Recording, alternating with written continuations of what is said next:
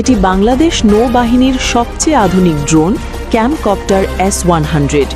তবে একে সাধারণ ড্রোন ভেবে ভুল করবেন না। এটি বাংলাদেশ নৌবাহিনীর আগামী কয়েক দশকের একটি যুগান্তকারী শক্তি। অস্ট্রিয়ার তৈরি অত্যাধুনিক ক্যামকপ্টার S-100 এখন যুক্ত হয়েছে বাংলাদেশ নৌবাহিনীর বহরে।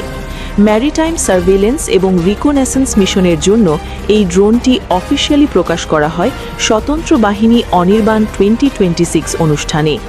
একবিংশ শতাব্দীর নতুন চ্যালেঞ্জ মোকাবেলায় বাংলাদেশ সশস্ত্র বাহিনী দ্রুত আধুনিকায়নের পথে এগিয়ে যাচ্ছে, আর সেই আধুনিক প্রযুক্তির তালিকায় এখন যোগ হয়েছে এই উন্নত হেলিকপ্টার ড্রোন। অনেকের মনে হতে পারে এটি শুধু নজরদারির জন্য, কিন্তু বাস্তবতা একটু ভিন্ন। এই ড্রোনে দুটি মার্টলিট মিসাইল বসানো যায়, যার আঘাতের রেঞ্জ প্রায় 8 কিলোমিটার। এছাড়া এতে রয়েছে অ্যান্টি সাবমারিন ওয়ারফেয়ার সক্ষমতা, যা সমুদ্রের নিচে লুকিয়ে থাকা সাবমারিনকে মুহূর্তেই শনাক্ত করতে পারে।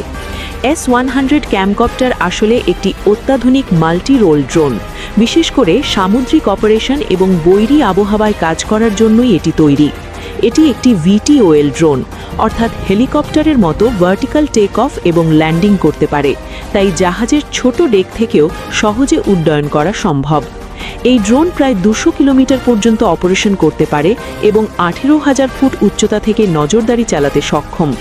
সবচেয়ে আকর্ষণীয় বিষয় হল এটি সম্পূর্ণ অটোনমাস মিশন পরিচালনা করতে পারে, অর্থাৎ অপারেটরের সরাসরি নিয়ন্ত্রণ ছাড়াই AI প্রযুক্তি এবং GPS ওয়ে পয়েন্ট ব্যবহার করে নিজে থেকেই টেক অফ, নেভিগেশন এবং ল্যান্ডিং করতে পারে।